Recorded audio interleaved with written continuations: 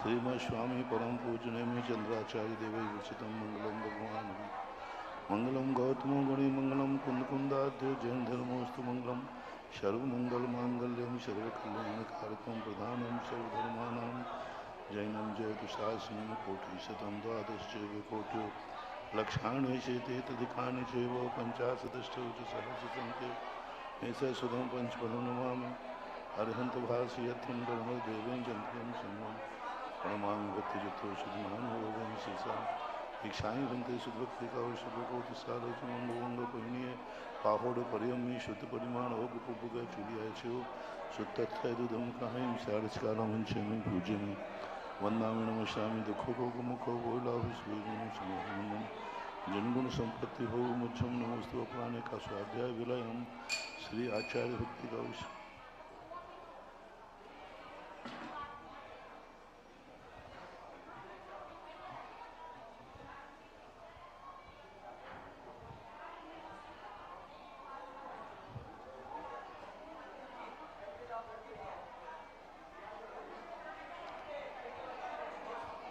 जलदीपालिकेभ्यः शुभर्मते भावनाबुडमतेभ्यः सुचरितभुवनतेभ्यो नमो गुरुभ्यो गुणगुरुभ्यः छत्तीस गुणसमके पंचव्याचार्यकरणसंद शिष्यानुकय कुशले धम्मायिरी सदा वंदे गुरुभक्तिसंगमेण तरन्ति संसार सायरं घोरं छिन्नन्ति यत्कमं जन्मं मरणं न पावयन्ति हे नित्यं वृतमन्त्रो मुनिरता ध्यानाग्निहोत्राकुला षट्कर्मा वीरता स्तपोधंधना साधु क्रिया साधुना शील प्रावरणा गुण प्रहरणा चंद्राकृते ज्योतिकर मोक्ष द्वार कपाल साधु गुरुवा पांतनो नित्यम ज्ञान दर्शन नायिका चारित्राण गंभीरा मोक्ष मार्ग उपदेश भिक्षाई भक्ति कौशिक कौतुषारुषि शमनानुषम दंसन समचरिताणम पंचविहाचारणम आयर्याणम आयारादि सुधनानोपदेशाणम वज्रयाणम तिरेण गुणपालरणम सुप्रश्रावणम शारदकालम पूज्यम वंदामि नमस्यामि दुखो को कुमको बोलाहु सुविमनम समाधिमनम जिनगुण संपत्ति पंच परमेष्टि भगवान के आचार्य श्री पुजवर कुंद कुंद महाराज के आचार्य श्री गुरुवर विद्यासागर महाराज के आचार्य नेमिचंद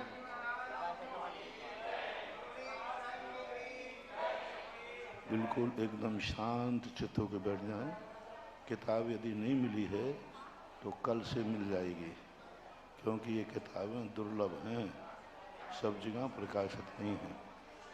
फिर भी आ जाएंगी। शांत चित्त होकर बैठ जाएं, सुने। कोई भी बीच में नहीं आएगा, जो पीछे बैठेगा वो पीछे ही बैठता जाएगा। बीच में हमें बोलना नहीं पड़े। आवाज नहीं आ रही है, देखें, व्यवस्थित करें। सिद्धम शुद्धम प्रणवीय जिनेन्द्रवर्णेमि चंद्रमकलंकम गुणरयन भूषण सुदयम जीवस्य परोगणम बोच्छम।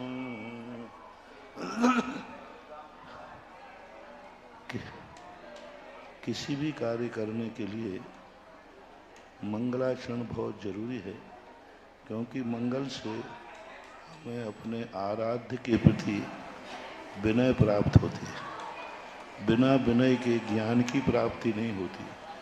मंगलाचरण करने का अर्थ है कि हम विनयशील हैं। विनयम दर। देखो, हम एक बार बोल चुके फिर भी आवाज आ रही है, गलत बात। और जो टेबल वाले जितने मूड़े पे बैठे हैं, ये बीच में नहीं बैठे, उठ जाए यहाँ से। ये बीच में जितने मूड़े पे बैठे, उठ जाए वहाँ से। पीछे वालों का देखते नहीं, उठे वहाँ से जो मूड़े पे बैठे हैं। यहाँ पे उठाएं इनको, बीच में जो मूड़े पे बैठे हैं सब पीछे जाए। जिसको कुर्सी मूड़े पे बैठना, नीचे बैठने जाएगा, पीछे जाके बैठना, हाल के बाहर। जो भी मूड़े कुर्सी पे हैं वो हाल के बाहर रहेंगे।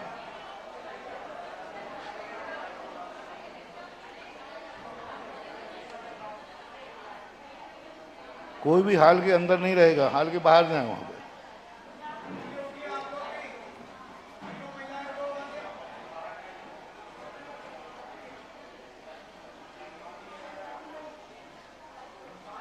देखो, फिर वो सामने बैठ के मूढ़े पे, देखो मेरे सामने चश्मा वाली हो, माला को उठाओ, बाहर भेजो उनको।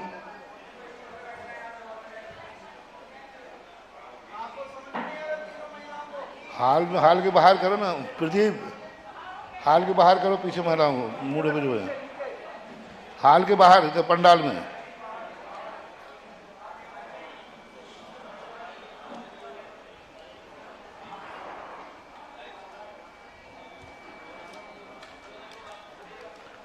किसी भी का ओम शांति, बस एकदम शांत हो जाए, अब कोई डिस्टर्ब नहीं, कुछ नहीं। जो जहाँ जिस हालत में बैठा है, अभी बीच में उठी नहीं है, देखो ये बीच में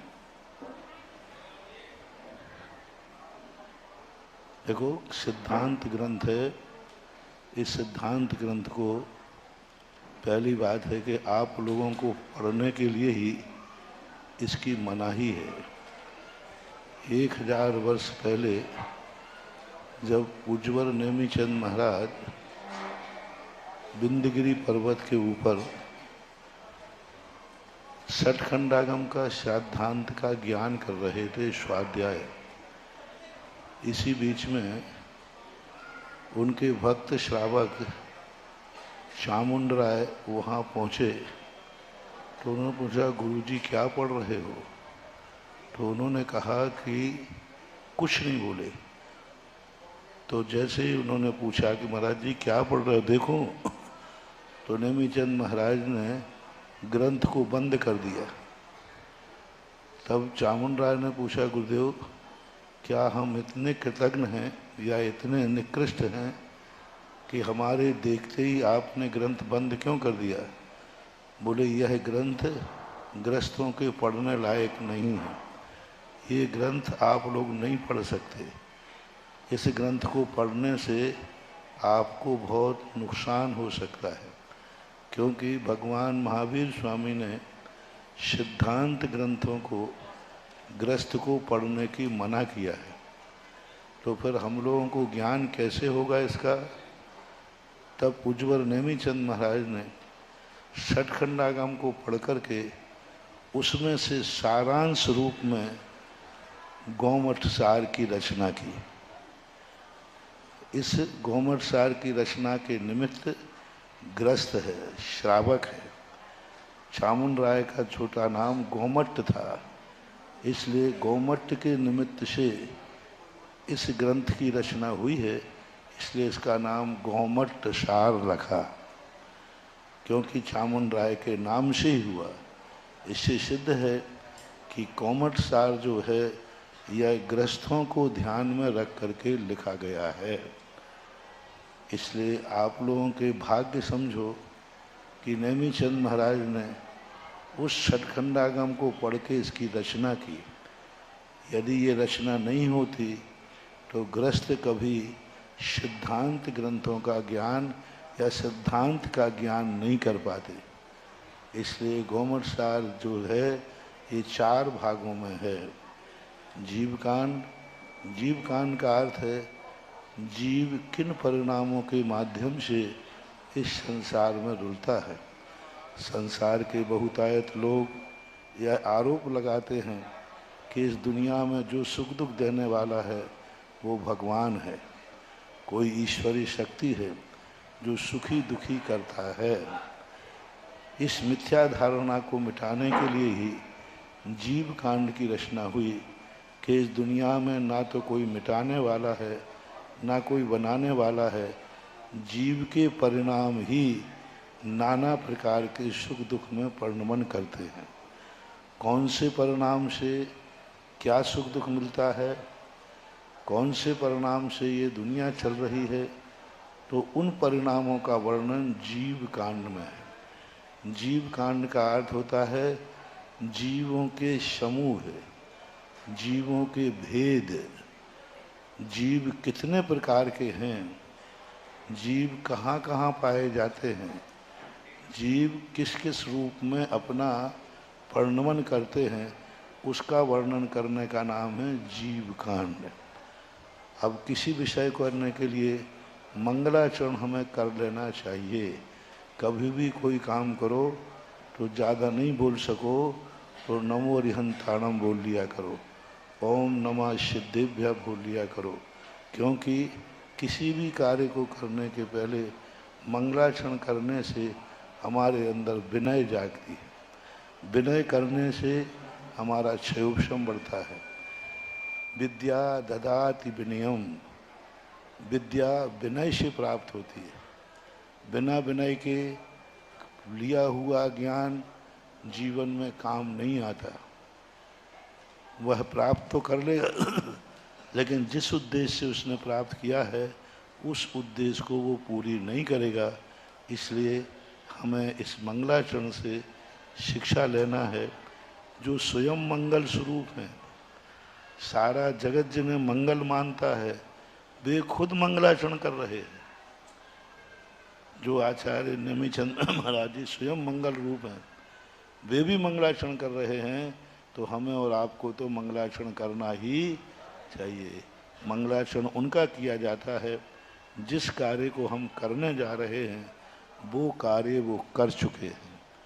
जिस ज्ञान को हम प्राप्त करने जा रहे हैं वो ज्ञान वो प्राप्त कर चुके हैं। मंगल उनको कहा जाता है जो अपने आप में सब विघ्न बाधाओं को झेलते हुए लक्ष्य को प्राप्त हो गए हैं। उनको हमें मंगल बनाना चाहिए।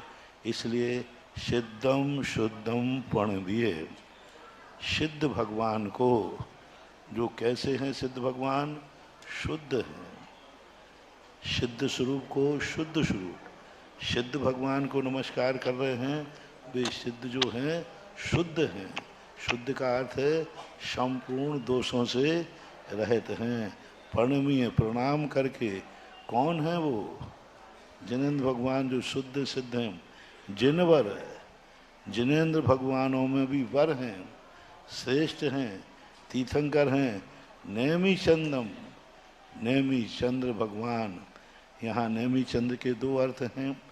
एक तो जब भगवान जहाँ से घोमट सार की रचना की वहाँ के मूल नायक नेमी चंद्र भगवान हैं। विंध्यगिरी गोमटगिरी के वहाँ के मूल नायक जो हैं नेमी नाथ हैं, तो उनका है। और दूसरा है इसी में छुपा हुआ है कि नेमी चंद्र आचार्य भी थे, लेकिन चूंकि यहाँ मंगलाचरण है इसलिए नेमीनाथ भगवान को ही, क्योंकि अकलंकम, वे कलंक से रहित हैं। गुण रयन भूषण उदयम, वाह कितनी अच्छी बात कही। कैसे हैं नेमी चंद्र आचार्य महाराज?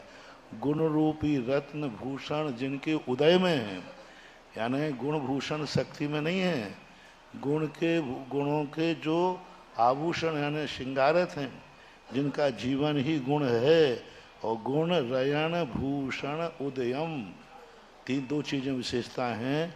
एक तो रत्न है, गुण है, दूसरा वे आभूषण हैं। तो आभूषण क्या पेटी में रखे हैं? नहीं, उदयम, पहने हुए हैं। वो पहने हुए हैं। जैसे छेड़ालाकार ने कहा ना, ज्ञान शरीरी त्रिविधि कर्ममल, ज्ञान ही जिनका शरीर है। यहाँ कह दिया उन्होंने गुण ही जिनके आभूषण हैं, उदयम ने प्रकट हैं। वो उन गुणों को अव्यक्त नहीं है।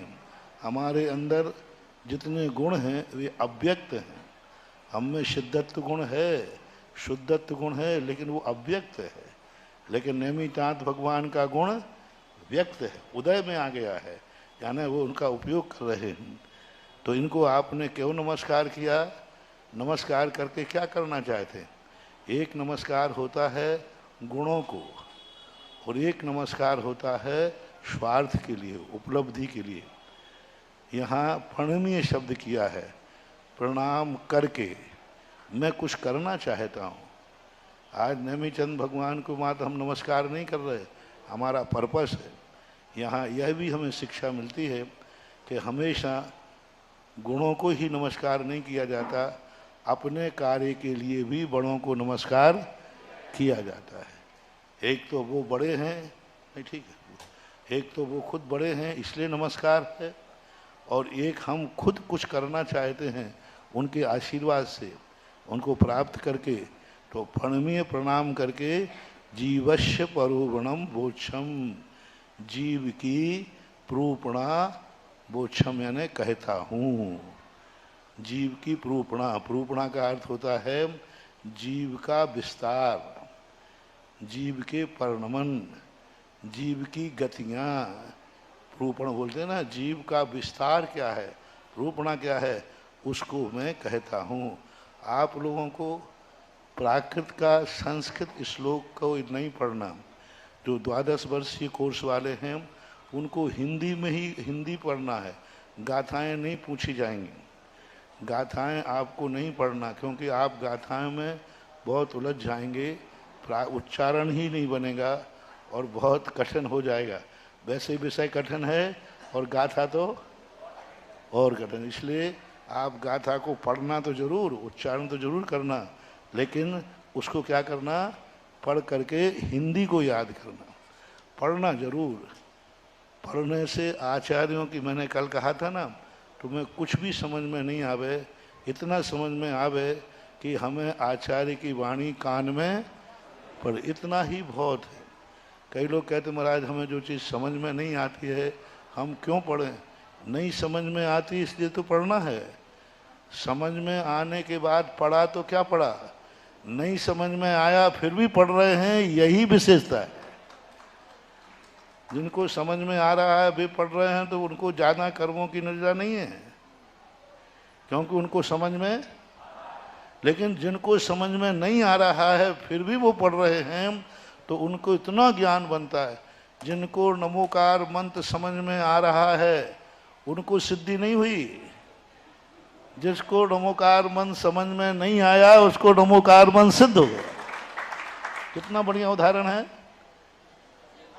नमोकार मंत्र जिन्हें समझ में आ रहा था, याद था, नमो अरिहंताणम आदि, उनको सिद्धि, और अंजन चोर को नमोकार मंत्र समझ में फिर भी सिद्धि हो गई। तो बस आप लोगों से मेरा कहना है, कभी भी धर्म ग्रंथ को ये मान के नहीं पढ़ना कि हमें समझ में आ रहा है कि नहीं, हमें ये मान के पढ़ना है कि आचार्यों की वाणी को मैं पढ़ रहा हूँ। कुछ भी समझ में नहीं आए, इसके लिए मैं एक उदाहरण देता हूँ तुम्हें।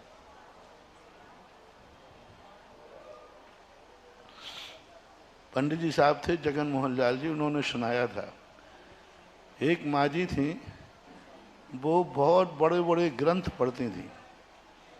एक दिन वो ग्रंथ अष्टसहस्री, एक ग्रंथ है बहुत कठिन, वो पढ़ रही थी। पंडित जी ने देखा कि ये तो हमारे नगर में बहुत बड़ी पंडितानी है, और पंडित जी कहते कि मुझे वो ग्रंथ आता नहीं, याद नहीं। तो पंडित जी बच के निकलते थे, कहीं ये मुझसे कुछ पूछ नहीं लेवे ग्रंथ के संबंध में, क्योंकि ये तो मुझसे बहुत बड़ी विद्वान दिख रही है, अष्टसहस्री पढ़ रही है। पर पंडित जी रोज को उसको अष्टसहस्री तन्मय होके पढ़ती थी। तो एक दिन पंडित जी को कहा कि इतनी बड़ी पंडितानी है तो एक बार थोड़ा पूछो तो सही, चलो इससे हम पढ़ लेंगे। इस उद्देश्य से कि पंडित ये बात पढ़ेगी और हम इससे पढ़ लेंगे, इतनी बड़ी विद्वान है। तो एक दिन पंडित जी बैठ गए उनके बाद, बोले भाई जी क्या पढ़ रही हो? तो उसने कहा, पंडित जी आप पढ़ लो ना, क्या पढ़ रही हो? पंडित जी ने कहा कि मुंह से क्यों नहीं बोल रही हो? बोले पंडित जी हमें बोलना नहीं आएगा। वो ऐसी पढ़ती थी, महावीर पढ़ना है तो मा हा आ की मात्रा वा ई रा, तब वो महावीर बोल पाती थी। तो बोले अष्टसहस्री तो मैं बोल ही नहीं पाऊंगी। तो पंडित जी ने कहा क्या बात है, तुझे नाम भी पढ़ना नहीं आता? बोले नहीं आता। पढ़ना भी नहीं आता? पंडित जी हमें तो हिंदी पढ़ना नहीं आती। तो फिर इतना कठिन ग्रंथ क्यों पढ़ रही है? अब पंडित को आ गया कि अब तो मैं पंडितानी हूं, ये तो मूर्खानंद है। तो पंडित जी ने कहा तुझे कुछ पढ़ना नहीं आता, फिर क्यों पढ़ रही भाई, क्यों समय खराब कर रहे हो? उसने कहा पंडित जी साहब मैं तो मूर्ख हूँ, कुछ समझ में नहीं आता है, पर मेरे मन में एक भाव आया कि जो आचार्यों ने लिखा है उन अक्षरों को एक बार आंखों से देख लूं, आंखों से देख लूं बस। तो इतनी सी लकड़ी की पेंसिल लेकर के एक एक अक्षर को, जैसे मान लो गवर्नमेंट साल लिखा है ना, तो गो मात सार, बस देख ली, बस मैं उन अक्षरों को देख लेती हूँ, क्योंकि हमारे आचार्यों ने लेखनी चलाई है, तो मैं एक बार देख तो लूँ उन अक्षरों को। जब ये सठखंडागम की वाचना में पंडित जी साहब ने सुनाया, पूज्य आचार्य महाराज सिंहासनाधीश से बैठे हुए थे, हम लोग तो अरे देखो देखो देखो रे ज्ञानियों, ये है, ये माँ बनेगी आगे जाके शुद्ध केवली, ये प्राप्त करेगी केवल ज्ञान। अपन को तो 2 अक्षर का ज्ञान होगा, आई एम ज्ञानी। कितनी श्रद्धा आप बोलो। आपसे पूछना चाहता हूँ, एक व्यक्ति को समझ में आ रहा है इसलिए पढ़ रहे हैं हम, और उसको कुछ भी समझ में नहीं आ रहा है फिर भी वो पढ़ रही है, बोलो श्रद्धा किसकी ज्यादा है? हैं? तो बस सुन रही हो ना भाई लोगों, कुछ भी समझ में नहीं आए तो एकाग्र होकर, यहाँ वहाँ चंचल मन न करके, इतने एकाग्र होकर सुनो। कम से कम जिनेंद्र भगवान की वाणी कानों में तो पड़ रही है। और कई लोग बड़े विद्वान होते हैं, वे सुनते ही नहीं, वे कहते क्या सुनना, हमें तो आउट है पहले से। उनसे कहना है, समोषण में गणधर परमेष्ठी को सब कुछ आता है, सब कुछ आता है, लेकिन फिर भी भगवान की वाणी को हाथ जोड़कर निरंतर सुनते रहते हैं। उनको मालूम है भगवान क्या बोल रहा है, पहले से ही मालूम है, द्वादशांग के ज्ञाता है, लेकिन नहीं, हमें ज्ञान भली हो, लेकिन भगवान के मुख से वही ज्ञान जो हमें है, यदि वही ज्ञान भगवान के मुख से निकलकर सुनते हैं तो वह ज़्यादा सुध का संबंध होता है। जैसे आप नमोकार मंत्र आपको आता है कि नहीं? आता है, लेकिन कभी गुरु के मुख से निकल रहा हो तो उसको जरूर सुनना। तुम्हारे नमोकार मंत्र में गुरु के मुख से नमोकार मंत्र में कितना अंतर है, तो उसको सुनना। ये परंपरा जैन के दूसरे श्वेतांबरों में आज भी है। वे मांगलिक सुनने के लिए साधु के मुख से सुनते, तो हमने कहा भाई आप लोगों को नहीं आता क्या? बोले आता है, लेकिन गुरु के मुख से सुनने से करोड़ों मालाएं नमोकार मंत्र की फेरना, और एक बार गुरु के मुख से नमोकार मंत्र सुनना करोड़ों माला से भी श्रेष्ठ है।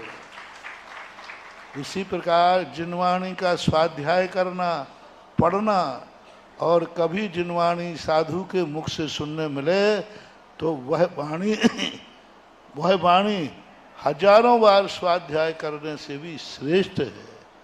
इसलिए समझना तो पंडित की भाषा में भी समझ लोगे, लेकिन आचार्यों की वाणी पढ़ो, आचार्यों की वाणी पढ़ो। आचार्यों की वाणी हम पढ़ेंगे तो हमारा ज्ञान बहुत ज़्यादा क्षेम को प्राप्त होता है। इसलिए हमने इसलिए प्रारंभ बता दिया कि आप लोग कहो हमें तो कुछ समझ में नहीं आ रहा है, तो भी पढ़ो। बस वो भाई जी की बात ध्यान रखना, कुछ भी समझ में नहीं आया, लेकिन जो महाराज ने बोला है हमारे कानों ने सुना है। आज सुनोगे, कल गुनोगे, और परसों बुनोगे। बुनोगे यानी प्राप्त करोगे। गुण जीवापज्जति पाना सन्ना व मग्ना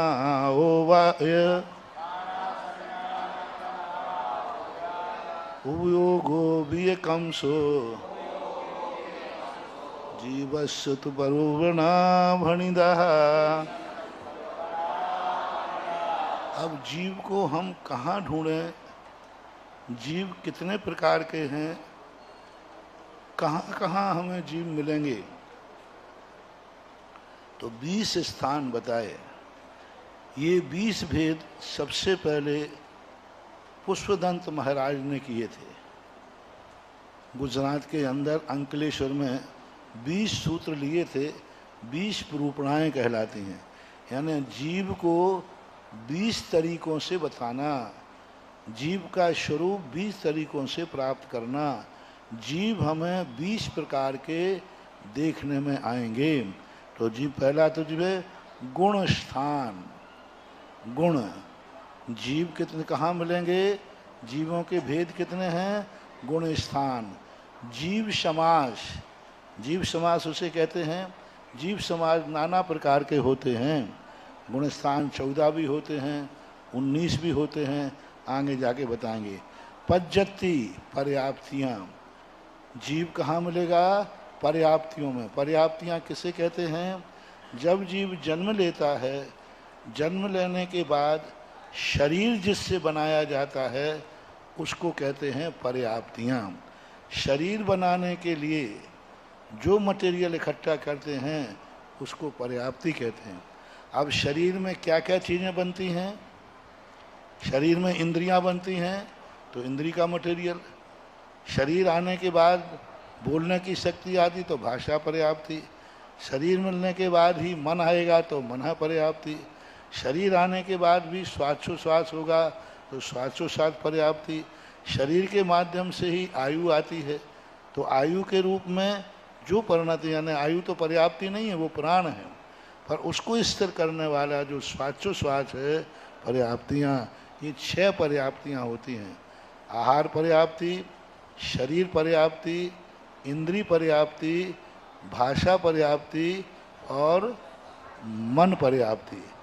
इस प्रकार की ये 6 पर्याप्तियों से अपना ये समूचा शरीर, सर्वोत्कृष्ट शरीर जो है 6 से बनता है। इनका मटेरियल कौन इकट्ठा करता है? तो ये पर्याप्ति इकट्ठी करती हैं। ये जीवन भर उदय में रहती हैं। यदि अपना पर्याप्ति नाम कर्म खत्म हो जाए तो ये शरीर का सब कुछ कितना ही खाते रहो पीते रहो, कुछ नहीं दिखेगा। शरीर के लिए इस भोजन से शरीर नहीं चल रहा है। ये पर्याप्ति नाम कर्म जो है यह 24 घंटे भोजन इकट्ठा कर रहा है, दिन रात है। 24 घंटे याद कर, इसे आहार पर्याप्ति बोलते हैं। आहार पर्याप्ति का अर्थ ही नहीं है भोजन, ये कवलाहार तो एक्स्ट्रा भोजन है। हमारा पर्याप्ति नाम कर्म उतना भोजन ग्रहण नहीं कर पाता है, इसलिए ऊपर से भोजन लेते हैं। ये जो कवलाहार है ऊपर से भोजन लेते हैं, इसलिए ये जो आहार पर्याप्ति है, ये आहार कितने प्रकार का होता है? एक होता है कवलाहार, मुंह से खाया जाता है, उसको कवलाहार बोलते हैं। एक होता है मनसाहार, देवों के होता है, जो मन से करते हैं, मन में स्मरण करते ही गले में अमृत झर जाता है। एक होता है ओजाहार, अंडे, पक्षी अपने अंडों को अपने पंखों में दबा लेता है, शरीर की गर्मी से उसको भोजन देते हैं, ओजाहार हो गया। और एक होता है लेपाहार। लेपाहार एक इंद्रियों के होता है। जो पेड़ पानी को पीता नहीं है, पानी को लेप करता है, मिट्टी को लेप करने मात्र से वह आहार ग्रहण कर लेते, एक इंद्रियों को होता है। एक होता है कर्माहार और 9 कर्माहार। 24 घंटे जो अपन कर्म बांध रहे हैं ये कर्माहार है, क्योंकि यह औदारिक नाम कर्म आदि का बंध नहीं होगा तो इस शरीर का निर्माण नहीं होगा। और 9 कर्माहार बोलते हैं। 9 कर्माहार के 2 भेद, एक खाने वाला और दूसरा ले पे स्वाद और खाद। ये कबलाहार के 4 भेद हैं, खाद, ले, पे और स्वाद। खाद रोटी आदि, पे पीने वाले, स्वाद यानी सुपारी सौंप आदि, और ले चाटने वाले। ये 4 भेद कबलाहार के हैं। और कर्माहार 9 कर्माहार अपन ये सब ये पर्याप्ति नाम कर्म का भेद है, ये सब कार्य करा रहा है। अब इसके बाद शरीर के लिए बनाना है, आकृति के लिए मटेरियल चाहिए, शरीर पर्याप्ति, आँख कान नाक इंद्री, इसके लिए स्पेशल मटेरियल चाहिए। अब आँख के लिए स्पेशल मटेरियल चाहिए है, ऐसे परमाणु चाहिए जिसमें देखें। जैसे कांच का चश्मा बनाना है तो कांच हर चीज़ से बन जाएगा कि इसके अलग मटेरियल है? अलग मटेरियल है। ऐसा ही इंद्रिय नाम कर्म इतने जगत के परमाणुओं में से वो विशेष परमाणु करता है जिसमें देखने की, अब कर्ण है, कर्ण नाम की पर्याप्ति, वो परमाणु जो सुन सकते हो, वो परमाणु जो चख सकते हो, वे परमाणु जो छू सकते हों, उन परमाणुओं को जो सूंघ सकते हों, वो उतने से स्थान पर जो सूंघने वाले परमाणु ये इंद्रिय पर्याप्ति ग्रहण करेगी।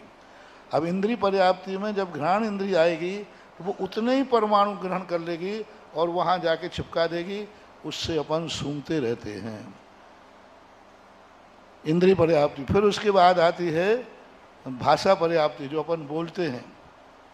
श्वासोश्वास पर्याप्ति उसके पहले है, जिससे अपन श्वास ले रहे हैं, नासिका से श्वास ले रहे हैं, ये श्वास नहीं है, ये तो एक्स्ट्रा श्वास है, अपन ज़्यादा खर्च करते हैं। श्वासोश्वास पर्याप्ति संपूर्ण शरीर से जो ग्रहण किया जाता है वो श्वासोश्वास पर्याप्ति कहलाती है। नासिका से मुंह से श्वास लेना ये श्वासोश्वास पर्याप्ति नहीं है, ये तो एक्स्ट्रा श्वासोश्वास है। इसके लेने के बाद भी हम जिंदा रहेंगे, कोई नियम नहीं है। लेकिन जब तक शरीर श्वासोश्वास पूरे सर्वांगीण ग्रहण करता है, ऐसे अपन बोलते हैं तो अलग बोलने के लिए शब्द ऐसे वर्णनाएं चाहिए जो शब्द का रूप धारण कर लें। ध्वनियात्मक वर्णनाएं जो टकरा करके ध्वनि देती हैं, उनको भाषा पर्याप्ति। मना पर्याप्ति जो अपने हृदय में सीने के अंदर जहाँ हड्डियाँ खत्म होती हैं, यहाँ 8 पाखुड़ी वाला एक कमल के आकार का मन होता है। वो मन तो 9 कर्म से बनेगा, शरीर पर्याप्ति से, लेकिन उस मन में विचारने की शक्ति ऐसे परमाणुओं में वो मना पर्याप्ति होती है। प्राणः प्राण पर्याप्तियाँ कारण हैं, प्राण कार्य हैं। प्राण 10 होते हैं और 10 प्राणों के माध्यम से यह जीव जीता है। कम से कम संसार में रहने वाले को 4 प्राण चाहिए। तिक्काले चतुपाणा इंद्रिय वन माओ आन पाणो है, द्रव्य संग्रह में आपको पढ़ाएंगे तो उसमें आया है। अपन लोगों के कितने प्राण हैं? 10। कैसे, कौन कौन से हैं? 5 इंद्रियां सीधी सीधी, 5 तो इंद्रियां हो गई, और 3 बल सीधे सीधे, मन बल, काय बल और वचन बल, तो 5 3 और आयु और श्वास, ये 10 प्राणों से अपन जिए हैं, जी रहे हैं, जिएंगे। संसार में जीव इनसे रहित नहीं हो सकता। अब जैसे मन नहीं रहेगा तो 9 प्राण हो जाएंगे, और एक 4 इंद्रिय होगा तो एक कम हो जाएगा। ऐसे कम होते होते एक इंद्रिय जीव के कम से कम 4 प्राण होते हैं। ऐसा पर्याप्ति और श्वासोश्वास में, श्वासोश्वास में जब वो वर्गणाएं ग्रहण करता है तब वो पर्याप्ति कहलाती है, और वर्गणाओं के माध्यम से जब वो ताकत प्राप्त करता है जीने की, तब वही बल हो जाता है। इसी प्रकार मन में लेना, मन की वर्गणाएं ग्रहण कर रहा है तो मन पर्याप्ति है, और मन जब विचार करने की शक्ति विचार कर रहा है तो वो बल हो जाता है। एक बार आचार्य महाराज ने हम लोगों को पढ़ना सिखाने की बात कही कि तुम लोग पढ़ना सीखो, और द्रव्य संग्रह के लिए कहा तुम लोग शिव संग्रह लगाओ। और आचार्य सिंह ने, हम लोगों ने कहा ठीक लगा लेंगे। आचार्य सिंह ने कहा नहीं, हम बैठेंगे तुम लोग पढ़ो। तो हम लोग वैसी हवा किसे गई, हम लोगों ने कहा नहीं हम लोग बैठ के पढ़ लेंगे। बोले नहीं नहीं मैं बैठूंगा और मुझे समझाओ। हमने कहा ये कैसे संभव है? बोले यही संभव है। एक एक दिन बारी बारी से हम थे, समय सागर, योग सागर, नियम सागर, गुप्ती सागर, क्षमा सागर वगैरह। तो हम लोगों ने कहा कि तुम लोग, और आचार्य से ऐसे बैठ जाते थे बाजू में, और बाजू में भाई ऐसे बैठाते थे। बोले अब पढ़ाओ द्रव्य संग्रह। अब उसी दिन हमारी बारी थी। अब हम जानते कैसे पहाड़ टूटा था, और बस पढ़ाना था, यही पर्याप्ति और प्राण का कार्य निकल आया। और उसी दिन हमारे दुर्भाग्य से सारे पंडित लोग उसी दिन शिखर जी से लौटे। पंडित कैलाश चंद जी, पंडित दरबारी लाल जी, पंडित बालचंद जी, पंडित खुशहाल चंद जी, गोरा वाले, ये सब शिखर जी में कोई सम्मेलन था, और वो आके बैठ गए।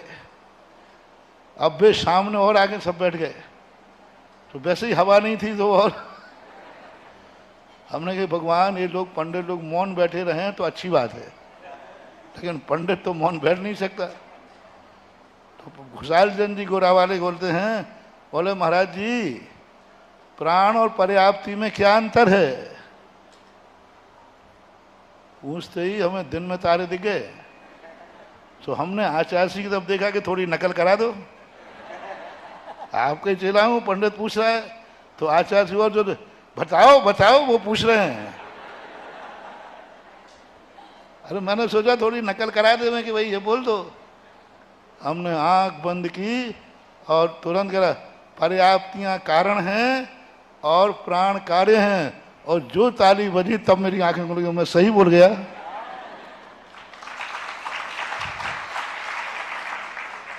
एकदम अंदर से निकल गया, पर्याप्ति कारण है और प्राण कार्य हैं। आज चर्चा आई तो वो स्मरण आ गया।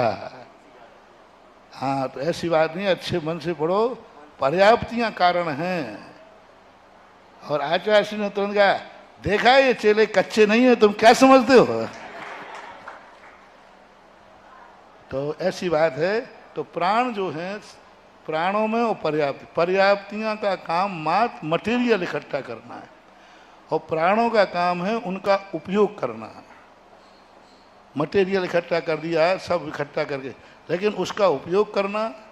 आंखों का मटेरियल इकट्ठा कर दिया, अब आंखों की देखने की ताकत, उस ताकत का जब प्रयोग होता है तो वो इंद्रिय पर्याप्ति प्राण बन जाता है। और जब मटेरियल इकट्ठा हो रहा है तब उसमें अलग चीज हो जाती है। सन्ना संज्ञाएं, 3 संज्ञाएं कितनी होती हैं? 4। आहार संज्ञा, भय संज्ञा, मैथुन संज्ञा और परिग्रह संज्ञा। मग्गणाओ और मार्गणाएं, मार्गणाएं 24 मार्गणाएं होती हैं। उपयोग भी और उपयोग भी, क्रमशः 20 तु परिगुणाहम, ये क्रम से कितने हो गए? 20 प्रूपणाएं, इनको मानना चाहिए। गुण स्थान जो हैं आगे कहेंगे शायद इनकी संख्या को और भी।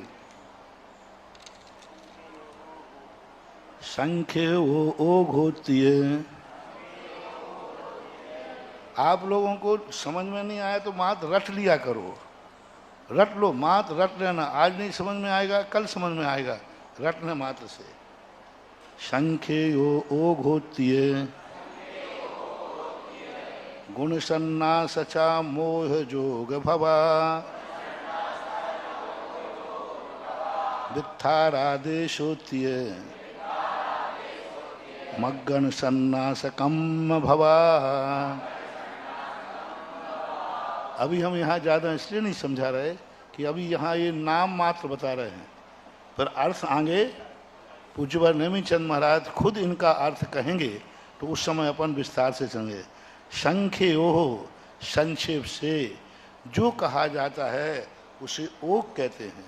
कोई कहे ओक किसे कहते हैं?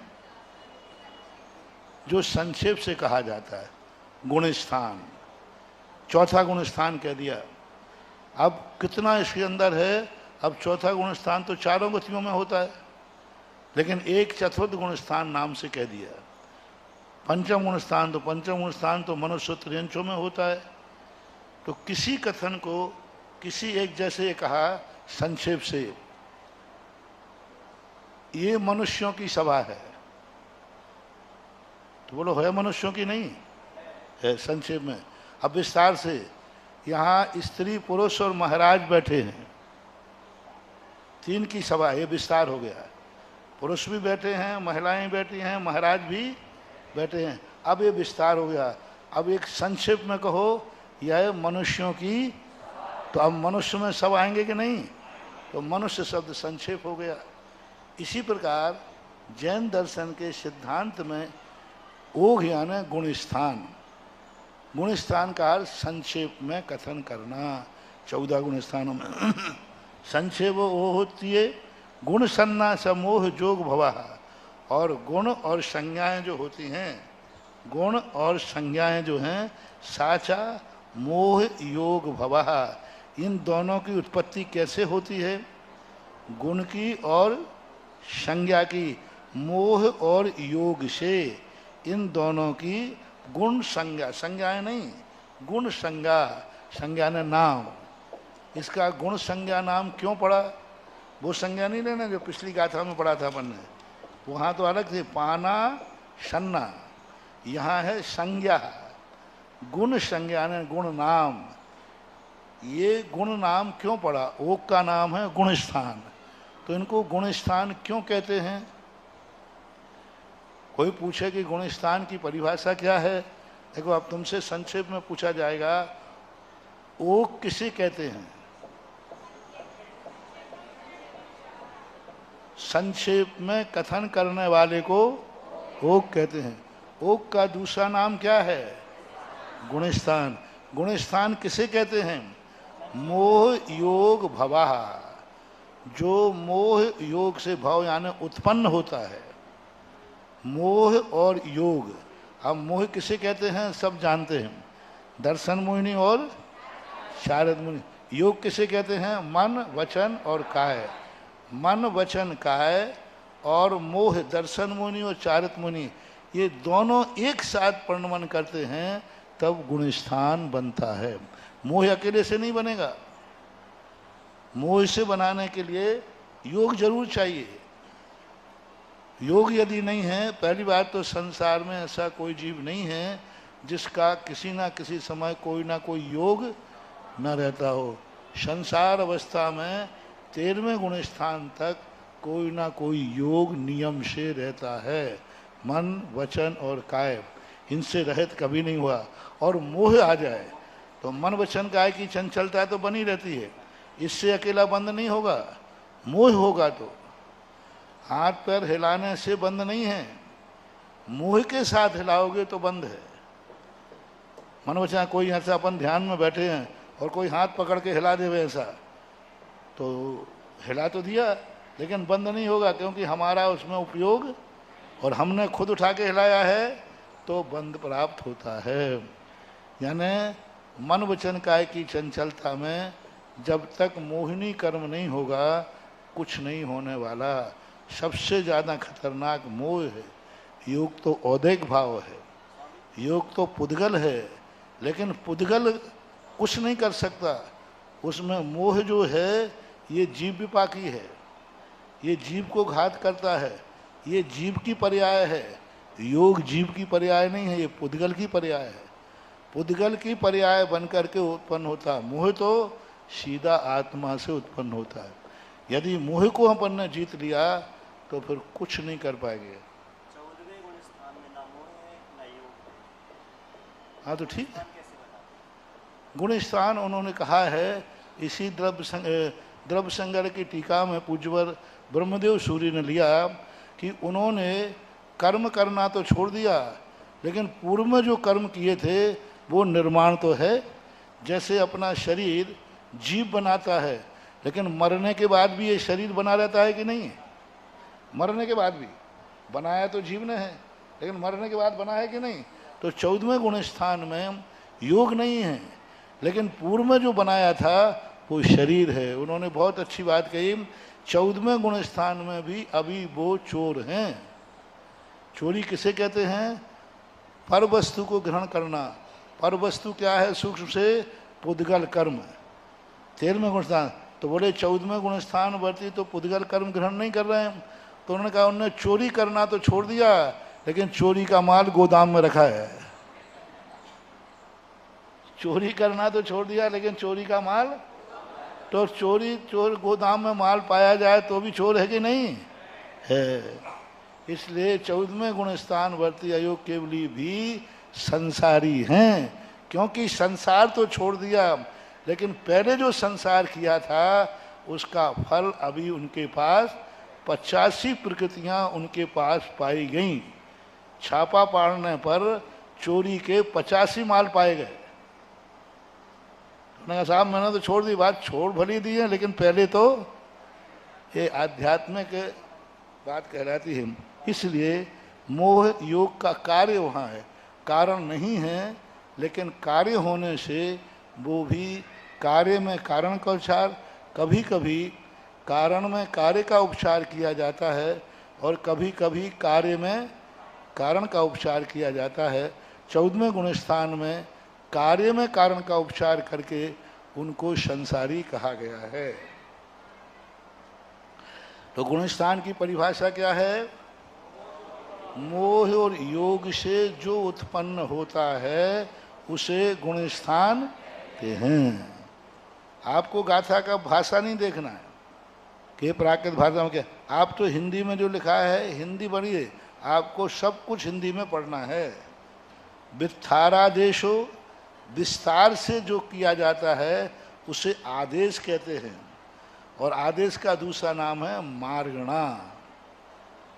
मार्गणा, ओक का नाम गुणस्थान और आदेश का नाम, अब कोई पूछे आदेश किसे कहते हैं? विस्तार कथन को आदेश कहते हैं। आदेश का दूसरा नाम क्या है? मार्गणा। मार्गणा किससे बनती हैं? मार्गणा का क्या है? मग्गन सन्ना सकम भवाहा। देखो कितनी अच्छी बात कही, जो कर्म से उत्पन्न होती है। गुणस्थान कर्म से उत्पन्न नहीं होते, मोह और योग से उत्पन्न हो रहे हैं। वहाँ कर्म बीच में नहीं है, कर्म वहाँ कारण नहीं है। आत्मा का जो, क्योंकि अनुजीवी गुण को घातता है मोह, तो मोहिनी जो कर्म अंदर उत्पन्न हुआ है कर्म के निमित्त से हुआ, इसमें कोई संदेह नहीं है, लेकिन हुआ आत्मा के परिणामों से।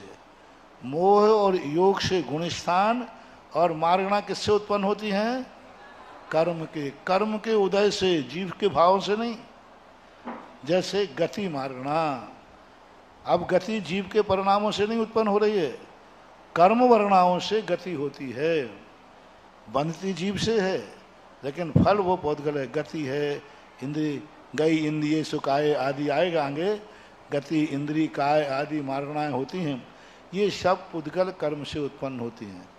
रिपीट करें, ये गाथा महत्वपूर्ण है, वेरी वेरी IMP। हाँ, क्योंकि ये गाथा है पूरे जीव कांड का मूल हार्ड है, यहाँ से शुरुआत। यदि ये गाथा तुम्हें समझ में आ गई तो आगे की गाथाएं समझ में आ जाएंगी। और ये गाथा सबको पूर्णतः पूरी कंठस्थ करना ही है। इसका हिंदी अर्थ जो है कंठस्थ करना। सिद्धांत ग्रंथ का मूल बेस यही गाथा है। इन गाथाओं गुणस्थान और मार्गणा स्थान की परिभाषा हमें याद हो गई तो हम आगे समझ जाएंगे।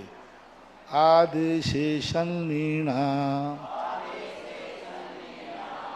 जीवापज्जति पाणसन्नाओ उपयोगो विभेदे दिशन्तु पर्वणा भणिदाः।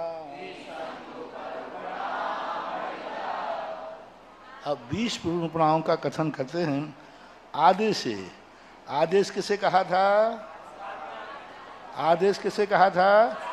मार्गणा को आदेश कहा था। संलीन, आदेश में, संलीन यानी अंतर्भाव। अब इन सबको हम एक मार्गणाओं में कैसे गर्भित करें? तो इन्होंने कहा संलीन, आदेश में जीव, पर्याप्ति, प्राण, संज्ञाएं और उपयोग, ये सब किस में आ जाएंगी? आदेश के अंदर आ जाएंगी। आदेश के अंदर गर्भित हो जाते हैं। वेदे विषम तो परिणुधा भणिदा। इस प्रकार से ये 20 प्रूपणाएं जानना चाहिए।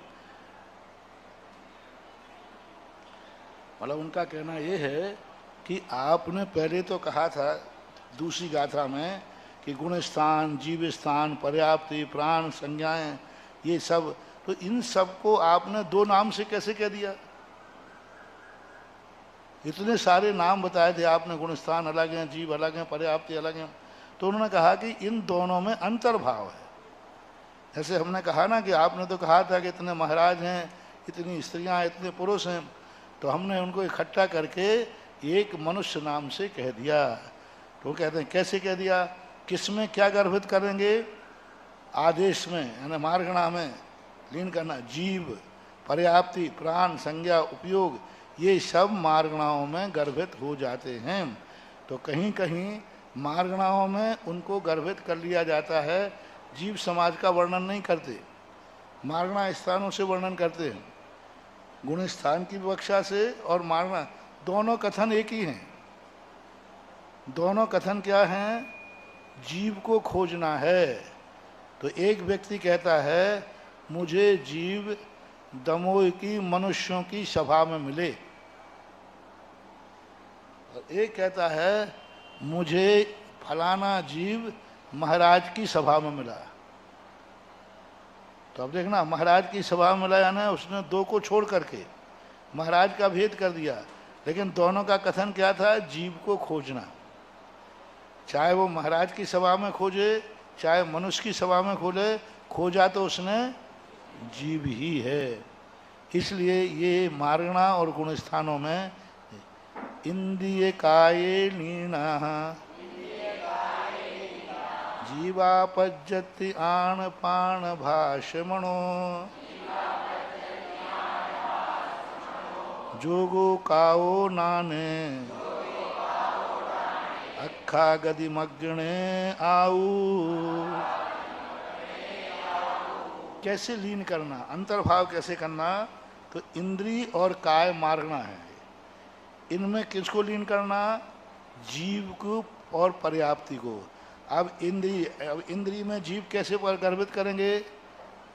ये अपन व्यवहार में बोलते ना, ये एक इंद्री जीव है, ये दो इंद्री जीव है, ये तीन इंद्री जीव है। मारना कौन बोलता है? एक इंद्री मारना है, एक दो इंद्री मारना है। व्यवहार में अपन एक इंद्री, दो इंद्री, तीन इंद्री जीव कहते ना। तो इंद्री में कौन आ गया? जीव। और पज्जति काय, पर्याप्तियां काय में आ जाएंगी, क्योंकि वो शरीर के, हमने पहले बता दिया, शरीर को निर्माण करने के लिए जो मटेरियल इकट्ठा करते हैं वह पर्याप्ति है, उससे काय बनती है। तो जहाँ जहाँ काय है वहाँ वहाँ पर्याप्तियाँ जरूर हैं। बिना पर्याप्तियों के काया बन ही नहीं सकती। आन पान भाषमणो, और जो आन पान है, भाषा है और मन है, ये भी सारे के सारे पर्याप्ति में गर्भित हैं, पर्याप्ति के अंतर्गत आ जाएंगे। जोगे काओ नाने, और योग काय में आ जाएगा। मन वचन काय जो योग है, इसको किस में लेना ना? काओ नाने अखा। और इंद्रियां किस में चली जाएंगी? इंद्रियां किस में जाएंगी? ज्ञान में अक्षिणी, यानी इंद्रियां चली जाएंगी। गति मग्ने आयु, और गति मार्गणा में आयु। ये गाथा महत्वपूर्ण गाथा नहीं है। ये गाथा मात्र ये दिखा रहा है कि कैसे मिक्सिंग करें। जैसे तुमने दाल चावल मिला दिए तो अब मिल गए, खत्म हुए, अब इनको गट्टबंट कैसे करें, यानी कैसे मिलाएं, इसको इसमें मिलाएं, इसको इसमें मिलाएं, इसको मिलाएं। तो ये मिलाने की विधि बताइए। मात पूछेगा तो इतना ही पूछ सकते हैं कि बोले इंद्रिय जो जीव है किस मार्गणा में गर्भित है? इंद्रिय मार्गणा में गर्भित है। संक्षेप में कोई ऑब्जेक्ट और क्वेश्चन पूछेगा तो ऐसा पूछ सकता है, ज्ञान किस ज्ञान में कौन सी मार्गणा गर्भित होती है? जी नहीं, अक्खा इंद्रियां, ज्ञान में इंद्रियां। आयु किस मार्गणा में गर्भित है? आयु काय मार्गणा में, हिंदी में पढ़ लो, काय मार्गणा में आयु। आयु एक प्राण है, वो कौन सी मार्गणा में आएगा? गति मार्गणा में आयु आ जाती है, क्योंकि मार्गणाओं में गति मार्गणा तो है लेकिन आयु नहीं है। क्यों नहीं कहा? क्योंकि गति के बिना आयु कभी ठहर ही नहीं सकती। इसलिए उन्होंने कह दिया कि गति मार्गणा में आयु आ जाती है। तुम लोग कठिन मत मानो इसको, शब्द संज्ञा कठिन है बस, बाकी इसका विषय इतना कठिन नहीं जितना आप लोग मानते हैं। माया लोहे रदि, माया लोहे रदि पुब्भार, नहीं कौन से है ना,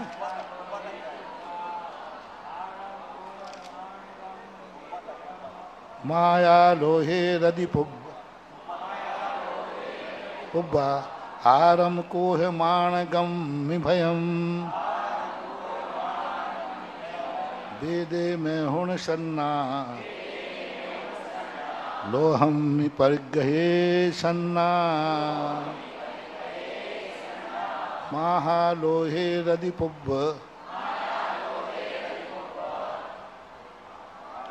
नहीं, एक मिनट, कुछ अक्षर की कमी आ रही है। महालोहे रदिपुब्ब, माया लोहे रदिपुब्बा, माया लोहे रदिपुब्बा,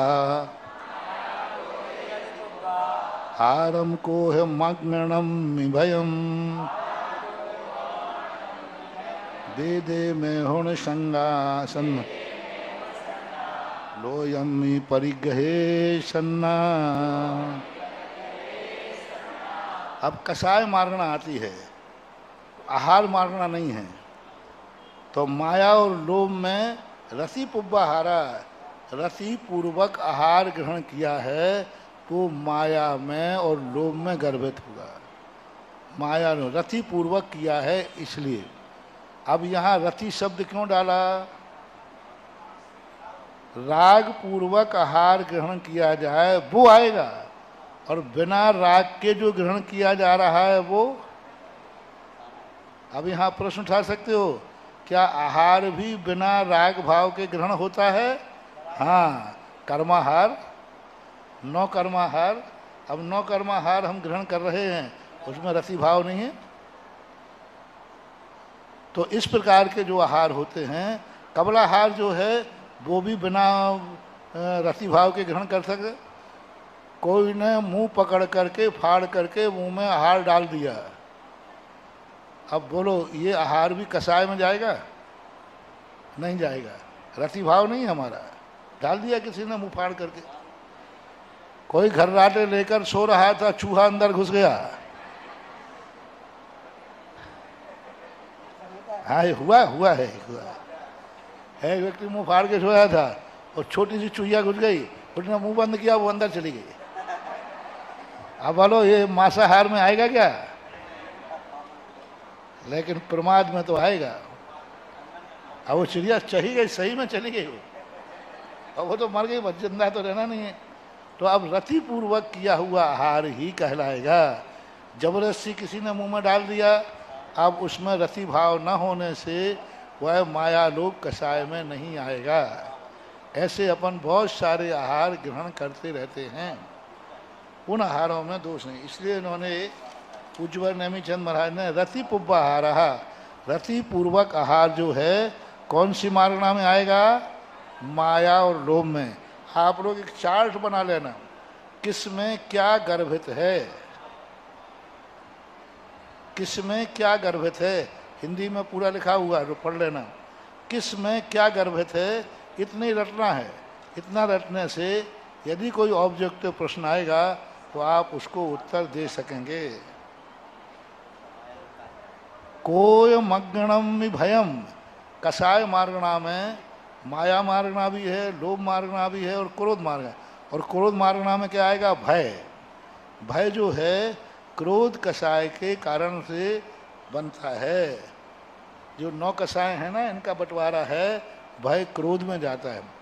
जब व्यक्ति को भय आता है, नियम से क्रोध जागता है, कौन है मुझे डरा रहा है, क्यों डर रहा हूँ, ऐसा।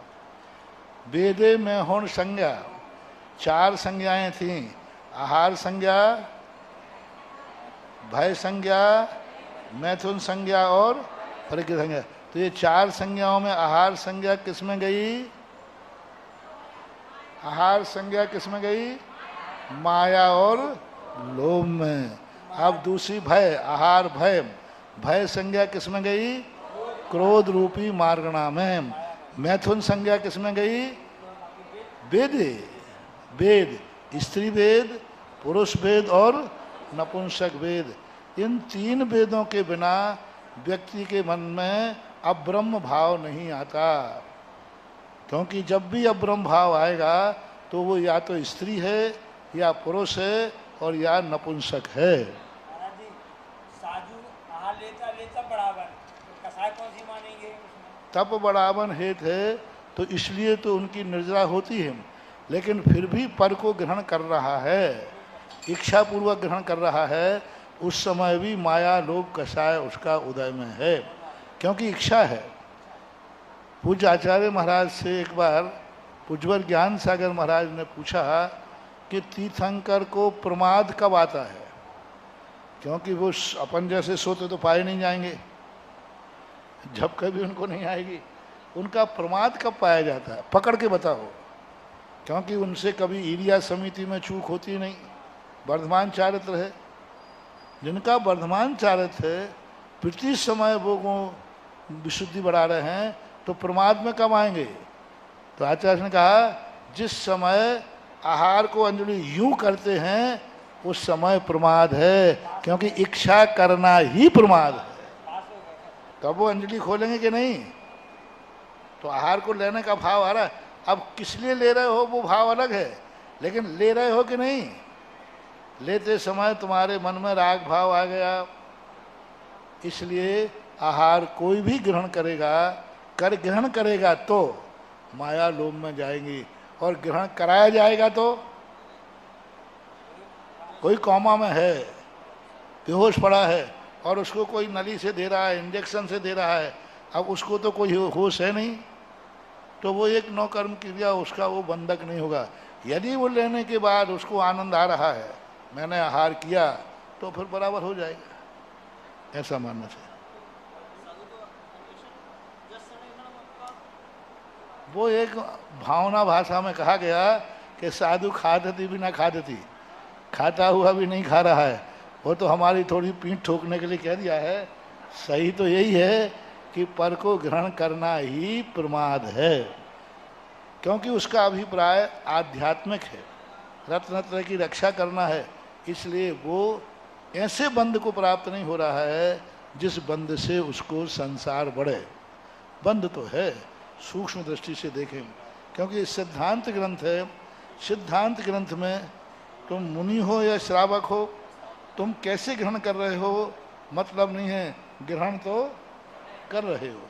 इसलिए देखो, श्रेणी में चढ़ने के बाद भी कहा कसाई। अरे भाई कौन सी कसाई कर रहे हैं? श्रेणी में चढ़ने वाले मुनिराज को कसाई कहा, क्योंकि कसाय कर नहीं रहे, लेकिन कसाय का कार्य तो देखा जा रहा है। तभी तो आहार करने के बाद आके इडियापत करना पड़ता है। पूज्यवर वीरसेन स्वामी महाराज ने प्रश्न किया तो कहता हूँ, धबला जी में कहा कि आहार को जाते समय साधु को पतन होता है, क्योंकि पर पदार्थ के प्रति रति भाव आए बिना रह नहीं सकता, कुछ ना कुछ उसमें राग भाव आता है। तो उन्होंने कहा असंयमा भी मुख हो जाता है। हाँ, असंयम की अभिमुख हो जाता, संयम में पहुंचता नहीं है, असंयम के अभिमुख हो जाता है आहार के समय, ऐसा पूरी चीज मैंने देखा। तो आप लोगों को ये दो गाथाओं का जो विषय है, ये मात क्या करना है, कौन किस में गर्वे थे। 3 गाथाएं हैं, चौथी, 5वीं और 6ठी। इनका एक चार्ट बना लेना और वो आराम से याद हो जाएगा। सागारो उपजोगो नाने मग्गम दंसने मग्गे अनगारो उपजोगो मीणोत्तिजने ही निर्दिठम। सागारो उपयोगो, साकार का अर्थ यहाँ ग्रस्त नहीं, ज्ञान, साकार उपयोग यानी ज्ञान। अब जो साकार उपयोग है कौन सी मार्गणा में जाएगा, नाने मग्गमी मार्गणाएं जो आएंगी, ज्ञान मार्गणा में जाएगा साकार उपयोग, यानी ज्ञान उपयोग जो है। क्योंकि जीव का लक्षण क्या है, उपयोग।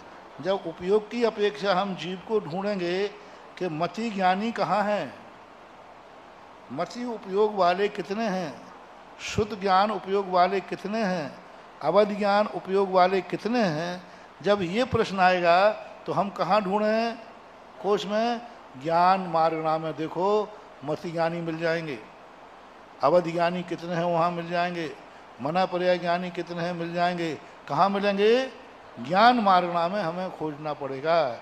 ऐसा दंसने मग्गे अनगारो उपजोगो, अनगार यानी दर्शनोपयोग।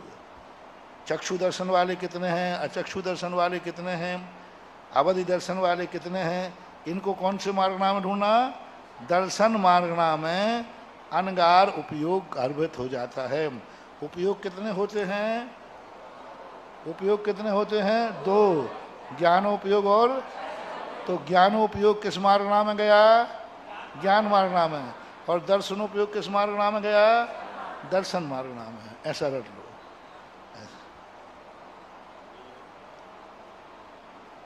अब गुण स्थान के लिए ये 7 गाथाएं संक्षिप्त गाथाएं हैं, भूमिका की गाथाएं, लेकिन इन 7 गाथाओं को अच्छी तरह पढ़ेंगे तो हमें आगे की गाथाएं समझ में आएंगी। आप कह रहे कि अब पढ़ने का एक तरीका होता है, जो विषय हमें, देखो कैसे अवगत किया जाता है, जो विषय हम पढ़ना चाहते हैं एक बार स्वयं बुद्धि से पढ़ो, गलती सलती कैसे पढ़ो। स्कूल में जाते हो तब भी, कॉलेज में जाते हो तो भी, यहाँ स्वाध्याय, पहले एक बार अपनी तरफ से पढ़ो, जो निकले अर्थ वो निकालो। शेर को गधा निकालो, गधा को शेर निकालो, जो तुम्हारी मर्जी पढ़े वो निकालो एक बार अपनी, फिर अपना पढ़ कर के फिर जो पढ़ाता है फिर पढ़ो। तुम्हें याद हो, अरे हमने तो यहाँ गधा निकाला था, यहाँ तो शेर निकल रहा है, यहाँ हमने 4 जोड़े थे, यहाँ तो 5 निकल रहे हैं, फिर आपको याद होगा। फिर तीसरा है, जो पढ़ने के बाद आओ उसको एक बार और पढ़ो, 3 बार पढ़ लोगे तो बहुत ज्ञान हो जाएगा। पढ़ के जाओ, वहाँ पढ़ो, पढ़ के आने के बाद फिर पढ़ो, 3 बार कोई भी चीज़ को पढ़ोगे तो आपको 50-60% ज्ञान हो जाएगा। करके देखना, कल ही करके देखना। कल तुम 8-10 गाथाएं पढ़ के आना अपनी बुद्धि से, आगे की जो भी तुम्हें अर्थ निकलना हो निकालना, फिर यहाँ पढ़ना, फिर यहाँ से जाने के बाद फिर तुम पढ़ना कि महाराज ने क्या पढ़ाया था। आप कहोगे मैं खुद विद्वान बन गया, अब मैं खुद पढ़ लूँगा। तुम लोग क्या करते हो, पहले पढ़ के आना नहीं, यहाँ किताब खोल के बाद में जाके पढ़ना नहीं, बस हो गया सवेर। महाराज के यहीं पढ़ी, यही महाराज जी ये रखो किताब, कल फिर दे देना आप ही। इसलिए फेल होते। पढ़ के जाओ, पढ़ो और लौट करके फिर पढ़ो, ये 3 बार पढ़ोगे तो हो जाएगा। जे ही दुलक्ष लख जनते, जे हिम दुलक्ष लख जनते, उदयादिषु संभवे ही भावे हिम, जीवाते गुण सन्ना, निदिष्ठा सव्यदर्शे हिम। जे हिम यही तू, जो जे ही यानी जो जिनके द्वारा लक्ष्यन्ते यानी निर्धारित किया जाता है, उदयादिषु संभवे भावे ही, कर्मों के उदय आने से जिन किन भावों की संभावना है, अनुमान से कह रहे हैं, लक्ष्यन्ते यानी ऐसा हो रहा है तो बरसात आ सकती है, ऐसा हो रहा है तो यहाँ ये हो सकता है। तो कौन से कर्मों के उदय से कौन से भाव उत्पन्न हो सकते हैं, ऐसा लक्ष्य करना। मेरे में ये भाव हो रहा है, कौन से कर्म से हो रहा है, मुझे दुख हो रहा है, कौन से कर्म से हो रहा है, मुझे गुस्सा आ रहा है, कौन से कर्म से आ रहा है, मुझे द्वेष हो रहा है, कौन से कर्म से हो रहा है, मुझे राग हो रहा है, कौन से कर्म से हो रहा है, मैं सही नहीं, नींद आ रही है, कौन से कर्म के उदय से आ रही है, ऐसा परिणाम आना। लक्ष्यन्ते संभवे ही भावे ही, उदयादिषु कर्म के उदय से, कर्म के उपशम से, कर्म के क्षय उपशम से, कर्म के क्षय से, कर्म की उदीर्णा से, कर्म के संक्रमण से, किस कारण से ये भाव हुआ। कल तो मुझे समझ में नहीं आया, आज कैसे समझ में आ गया।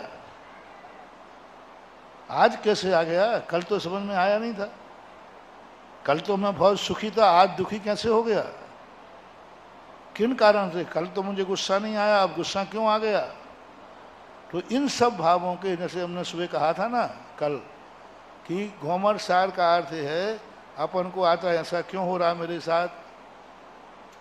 साथ लोग बुरा क्यों सोच रहे हैं, ऐसा क्यों हो रहा है, ऐसा क्यों, ऐसी जो बातें सामने आती हैं उन बातों को लेकर के कोई भगवान कर रहा है, कोई भगवान के माध्यम से हो रहा है।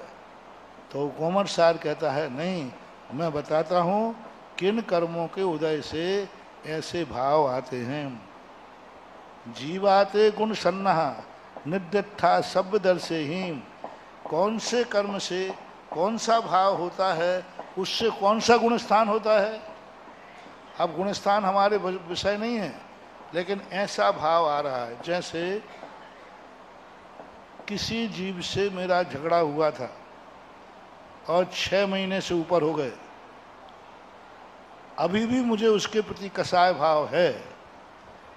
तो ऐसा भाव कौन सा कर्म है जो 6 महीने के बाद भी हमारे अंदर उसके प्रति कसा भाव? तो तुरंत कर्म कहेगा अनंतानुबंधी कसाय के कारण से ऐसा हुआ। तो अब मेरा गुणस्थान कौन सा हो गया?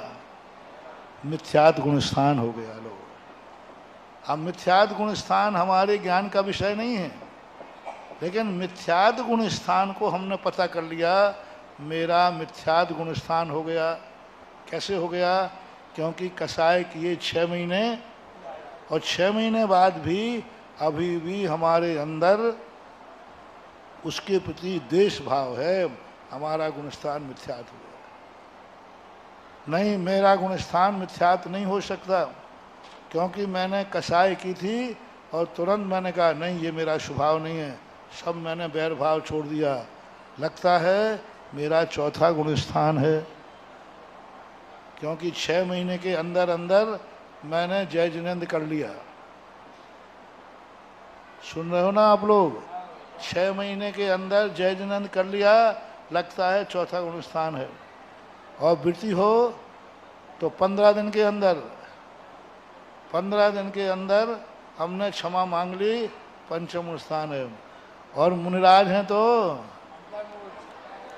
हाँ, एक अंतर मुहूर्त में किसी के कुछ गड़बड़ हो गई और एक अंतर मुहूर्त के अंदर यदि नहीं निपटाया तो मुनिराज भी नीचे गिर के आ जाएंगे, सीधे मिथ्यात्व तक जा सकते। तो ऐसे अपने भावों से जीवाते गुण संज्ञा, वे उन जीवों की गुण संज्ञा है। किन्होंने कही है? हमारे ज्ञान का विषय नहीं है, सर्वज्ञ भगवान ने कही है। अब यहाँ पर ये इस गाथा से क्या प्रश्न बनेगा? किन कर्मों के उदय से कौन से भाव होते हैं?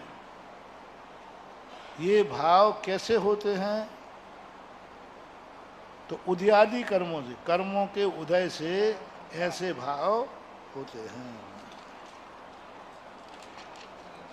मिच्छो शासन मिच्छो अविरत सम्मोय देश विरदोय वृद्धापमत्त इदरो अपुप्य अणियट्ठि सुहमोय। अनिवार्य गाथा है, क्योंकि गुणस्थान घोमर सार पढ़ने के बाद और कोई याद होवे या नहीं होवे, गुणस्थानों के नाम तो याद होना ही चाहिए, मस्त। द्वादश वालों को नाम तो रटना ही है, जैसे बने उठते बैठते खाते पीते सोते बाद ये गुणस्थान रटो। गुणस्थान 14 होते हैं, उनमें पहला गुणस्थान कौन सा है? मिथ्यात, शासादन, मिश्र, परिभाषा बाद में बताएंगे। अविरत सम्यक दृष्टि, देश व्रत, प्रमत्त इधरो, व्रत के 2 भेद हैं, प्रमत्त और अप्रमत्त, अपूर्व, अनवृत्ति, सूक्ष्म, उपशंत क्षीण मोहो, सजोग केवल जनो अजोगीय, 14 जीव समासा, कमेण सिद्धाय नादब्बा। 11वां गुणस्थान उपशांत, क्षीण मोह, सजोग केवली और अजोगीय। जो 14 जीव समासा, ये 14 जीव समास कहे जाते हैं। कहीं कहीं 19 जीव समास भी होते हैं, लेकिन यहाँ पूज्यवर नेमी चंद महाराज जीव समास को 14 कहते हैं। जीव समास का अर्थ क्या है? जीवों, समास यानी संक्षेप, जीवों का संक्षिप्त स्थान। वैसे तो 84 लाख योनियाँ हैं, कितने कितनी योनियाँ हैं, कहाँ कहाँ जीव रहते हैं। कीड़े देखो कितने प्रकार के हैं, कीड़े मकोड़े कितने प्रकार के होते हैं। तो उन सबको गौण करके 14 गुण स्थानों को, जीवों को संक्षेप में कहा। क्रमेण सिद्धाय नादब्बहा, क्रमेण से इनको, और क्रमेण इनको जो क्रम के द्वारा, यानी पहले दूसरा ऐसे क्रम से जाता हुआ फिर अंत में क्या हो जाता है? सिद्ध गुण स्थान नहीं है। 14 गुण स्थान के बाद फिर क्या होता है? सिद्ध बन जाते हैं। यानी जीव को बता दिया कि संसार में है तो 14 गुण स्थानों में है, और संसार से ऊपर उठ गया सिद्धाश्च नादब्बो, नादब्बहा, सिद्ध भगवान जानना चाहिए। अब इन गुण स्थानों में ये अपने जीवन की अंदर दशा है। यहाँ भली अपन को कठिन लग रहा है, ये सब अपने अंदर के परिणाम हैं। ये परिणाम अपन लोग 24 घंटे करते रहते हैं। नाम इन्होंने ये दे दिया, नाम कठिन है, आचरण तो हम 24 घंटे ये कर रहे हैं। 24 घंटे हमारी ये क्रिया हो रही है, बस इन्होंने नाम संज्ञा हमारे लिए अपरिचित हो जाती है। मिच्छे खलु ओदयो विधिये पुण्य परिणामियो भावो, मिस्से खवो विषमियो अविरद संयमितन्नेव। अब कौन सा पुण्य स्थान कैसे बनता है? बहुत अच्छी। भाव कितने होते हैं? औदैक भाव, उपसम भाव, क्षयोपसम भाव, छायक भाव और पारणामिक भाव। तत्वार सूत्र में आप लोगों ने दूसरे अध्याय में पढ़े होंगे कि भाव 5 होते हैं। और ये भाव किनसे उत्पन्न होते हैं? अभी पढ़ के आए अपन। भाव किनसे उत्पन्न होते हैं? 8वीं गाथा में। ये जो भाव उत्पन्न हुए, ये भाव किनसे उत्पन्न होते हैं? उदयादिषु, कर्मों के उदय से, उपशम से, क्षय से, क्षयोपशम। कोई पूछे संसारी जीवों के ये परिणाम क्यों उत्पन्न होते हैं, तो उदयादिषु, कर्मों के उदय आदि से। आदि शब्द जरूर ध्यान रखना, उदय नहीं। कर्म के उदय आदि से ये भाव उत्पन्न होते हैं। तो मिथ्यात् भाव किससे उत्पन्न होता है? उदयो, नियम से, कर्म के उदय से होते हैं। विधियो पुण्य पारणामियो भावो, दूसरा गुण स्थान किससे उत्पन्न होता है? पारणामिक भाव। क्योंकि 4 गुण स्थान दर्शन मोहिनी की अपेक्षा हैं। 4 गुण स्थान दर्शन मोहिनी की अपेक्षा हैं। दूसरे गुण स्थान में दर्शन मोहिनी का कोई उदय नहीं है। इनका विभाजन किया गया है। 4 गुण स्थान दर्शन मोहिनी की अपेक्षा और ऊपर के 10 गुण स्थान चारित्र मोहिनी की अपेक्षा। हालांकि दूसरे गुण स्थान में चारित्र मोहिनी कर्म का उदय है, बना हुआ उदय, लेकिन वहाँ विवक्षा नहीं है। दर्श इसलिए पारणामिक भाव है। हालांकि पूज्यवर वीरसेन स्वामी ने तीनों भाव घटाए हैं। अनंतानुबंधी की अपेक्षा औदैक भाव, ज्ञानावरणी आदि की अपेक्षा क्षयोपसम भाव, लेकिन दर्शन मोहिनी की विवक्षा में पारणामिक। दूसरा गुण स्थान में कौन सा भाव है? पहले गुण स्थान में औदैक भाव किसे कहते हैं? कर्म के उदय से जो होता है उसे औदैक भाव कहते हैं, और ये सबसे ज़्यादा निकृष्ट भाव है। इसको हम समझते हैं जैसा निमित्त आया वैसे भाव हो गए। समझना उदाहरण में, अभी हम शांत बैठे थे, हमारे सामने से दुश्मन निकला, हमारे भाव नहीं थे, हमारे भाव कैसे हो गए? द्वेष भाव आ गया, यानी हमारा औदैक भाव हो गया। कोई मित्र निकल गया, राग भाव हो गया। जैसा निमित्त मिले वैसे परिणाम हो जाना, यही मिथ्यात्व की निशानी है। मिथ्यात्व हो ऐसा कोई नियम नहीं है, लेकिन औदैक भाव सबसे ज़्यादा खतरनाक है। जैन दर्शन में सबसे पहले कहा कि और जो निमित्त सामने मिले वैसे भाव मत करो, जैसे तुम भाव करना चाहते हो वैसे करो। दुश्मन भी आ जाए मैं द्वेष नहीं करूँगा, मित्र भी आ जाए मैं राग नहीं करूँगा, गंदी वस्तु आ जाए मैं घृणा नहीं करूँगा। हम लोग क्या है, निमित्त की कठपुतली बने हैं। जिस समय जो निमित्त आ गया परिणाम वैसे ही। क्रोध आ गया तो क्रोध कर लिया, राग आ गया तो राग कर लिया, निद्रा आ गई तो सो गए, भूख लगी तो, प्यास लगी तो, बार कठपुतली बने हुए नाच रहे हैं। नाच गुड़िया नाच। ऐसे ये कर्म अपनी आत्मा को गुड़िया बनाकर नचा रहे हैं। 24 घंटे कर्म कहता है मेरे बिना तुम्हारे कोई परिणाम नहीं।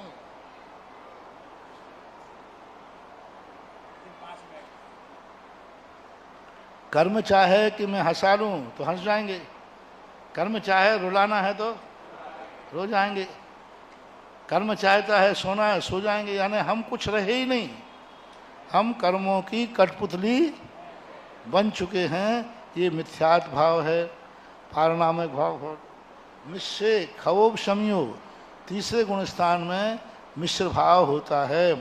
अविरधि सम्मितिन्नेव, चौथे गुण स्थान में तीनों भाव होते हैं। औदैक भाव क्यों है? दर्शन मोहिनी का उदय है, चारित्र मोहिनी कर्म का उदय है। क्षयोपम भाव किस लिए है? क्योंकि सम्यक दर्शन क्षयोपम सम्यक दर्शन होता है। चौथे गुण स्थान में भी दर्शन मोहिनी की विवक्षा है, इसलिए तीनों भाव, चारित्र मोहिनी की अपेक्षा नहीं। दर्शन मोहिनी की अपेक्षा उपसम भाव कैसे है? क्योंकि उपसम सम्यक दृष्टि चौथे गुण स्थान में होता है। क्षयोपम भाव कैसे है? क्योंकि क्षयोपम सम्यक दृष्टि होता है। और छायक भाव कैसे है? क्योंकि चौथे गुण स्थान वर्ती छायक सम्यक दृष्टि भी होता है। इसलिए औदैक भाव नहीं कहा तीन में, क्योंकि वहाँ दर्शन मोहिनी का कोई उदय नहीं है, सम्यक प्रकृति का उदय है, तो क्षयोपम ले लिया। चारित्र मोहिनी की अपेक्षा लेते तो औदैक भाव है, लेकिन चारित्र मोहिनी की वहाँ विवक्षा नहीं है, ऐसे जानना चाहिए। ये चौथे गुण स्थान तक के ये भाव कह दिए गए हैं। एदे भावा नीमा दंशन मोहम पडुच्च भणिदादु चारित्रम नत्थि जदो अविरध अंतेषु थानेषु। उज्ज्वल नेमी चंद महाराज ने जो अपन ने पहले समझ लिया था, ये भाव आपने किस अपेक्षा से लगाए? तो उन्होंने कहा ये सभी भाव नियम से दर्शन मोहम पडुच्च भणिदादु, दर्शन मोहिनी की अपेक्षा से हैं। तो अब आप प्रश्न बनाएं, चार गुण स्थान किस कर्म के उदय से बनते हैं? दर्शन मोहिनी के उदय से, उपशम से और शिव से। वहाँ दर्शन मोहिनी कर्म लेना, क्योंकि नीमा दंशन मोहम पडिच्च भणिदादु 12वीं गाथा में कहते हैं ये भाव नियम से दर्शन मोहिनी की अपेक्षा से ही हैं। जब भी कोई पूछे कि कोई कहे वहाँ चारित्र मोहिनी का उदय है तो औदैक भाव है, नहीं, यहाँ दर्शन मोहिनी की विवक्षा नहीं है, ऐसा गाथा नंबर 12 में कहा है कि ये दर्शन मोहिनी की विवक्षा है। चारित्रम नथि जदो, यहाँ चारित्र नहीं है। अवरद अंतेषु ठाणेषु, चौथे गुण स्थान के अंतिम स्थान तक भी चारित्र नहीं है। यानी चौथे गुण स्थान में किंचित मात्र भी चारित्र नहीं है। चारित्र मोहवश लेस न सही। लेकिन चारित्र का अर्थ यहाँ क्या लेना? कोई पंडित लोग ये कहते हैं हम चौथे गुण स्थान वर्ती हैं, हम तो शराब भी पिए, रात में भी खाएं, मांस भी खाएं, कुछ भी करें, हम तो अविरत सम्य दृष्टि हैं, चारित्र मोहवश लेस न संयम। तो यहाँ चारित्र का अर्थ है प्रथमाएं। रात्रि भोजन त्यागना चारित्र नहीं है, सप्तव्यसन का त्याग करना चारित्र नहीं है, गुटखा शराब छोड़ देना चारित्र नहीं है, ये तो कुलाचार है। क्या है? कुलाचार है। लोग इसको चारित्र मानते हैं कि हमने देखो सप्तव्यसन त्याग दिए, चारित्री हो गए। हमने रात्रि भोजन त्याग कर लिया, चारित्र ले लिया। कंजाइश लोग इसी को चारित्र मानते हैं। और वे इसको चारित्र मान कर क्या कहते हैं? रात में खाओ, अपन तो अविरत सम्यक दृष्टि है। स्पष्ट रूप से अष्टपहर की टीका में कहा कि यह ऐसा जो मानते हैं वे मिथ्या दृष्टि हैं। मिथ्या दृष्टि लोगों को ऐसा है। अपन को क्या मानना? ये सब चीजें तो चौथे गुण स्थान में होना ही, बल्कि क्या होना चाहिए? प्रतिमाओं का रूप वहाँ नहीं होता। एक बार एक पंडित जी ने कहा कि महाराज ये देव पूजा, गुरु पास्ती आदि मुनियों को आहार देना, पूजा पाठ करना, ये तो प्रतिमाधारियों के लिए है। हम पंडितों को, आप गृहस्थों को क्यों उपदेश दे रहे हैं? हम लोग तो अविरति गृहस्थ हैं। प्रतिमाधारी को नियम से पूजा करना चाहिए। प्रतिमाधारी के लिए ये आहार देना चाहिए, सब चीजें। मैंने कौन से शास्त्र में लिखा? किसी शास्त्र में, किसी प्रतिमाओं में नहीं लिखा कि प्रतिमाधारी को पूजा करना चाहिए, अभिषेक करना चाहिए। षड आवश्यक है ना। पंडित, सभी पंडितों की धारणा है ये 6 आवश्यक प्रतिमाधारियों के हैं, हम थोड़ी प्रतिमाधारी हैं। ये उनकी बहुत बड़ी भूल है। किसी भी आचार्य ने प्रतिमाओं में ये लिया ही नहीं है। जिनकी प्रतिमाएं नहीं हैं उन जैनियों को कहा गया है कि तुम प्रतिमा नहीं ले सकते हो तो षड आवश्यक का पालन करो। यानी प्रतिदिन देव पूजा अभिषेक करना अविरति का काम है। तब उनको समझाया, तब कुछ पंडितों ने नियम लिए। बोले महाराज आज हमारी आंखें खुल गई, हम तो इसलिए नहीं करते थे कि अपन वृत्ति थोड़ी है। क्या कहा? देव पूजा, गुरुपास्ति, स्वाध्याय, संयमस्तवा, दानम चेति ग्रस्तानाम। वृत्ति नाम नहीं, वृत्ति नहीं कहा वहां, ग्रस्तानाम। तो आप ग्रस्त हो कि नहीं? ग्रस्त हो तो जिनका नियम नहीं हो वो अभी ले लियो, और ग्रस्त हो तो ऐसा अविरत सम्यक दृष्टि की भाषा मानना चाहिए। ओम शांति। बोधि समाधि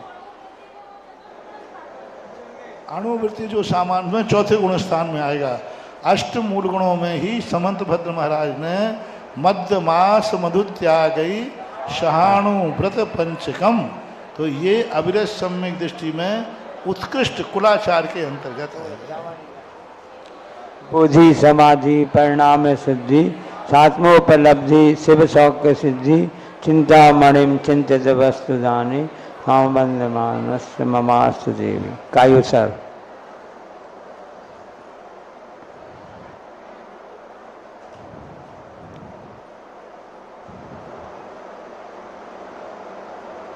आज जो पढ़ाया कुछ समझ में आया कि नहीं? आया थोड़ा समझ में। हाँ, डरना नहीं, थोड़ा समझो, 2-3 दिन बाद और अच्छा समझ में आ जाएगा। व्यासांजनवाणी माता की जय। आचार्य परमेष्टि गुरुदेव की जय। पूजनीय अध्यापक मुनि श्री सुधा सागर जी।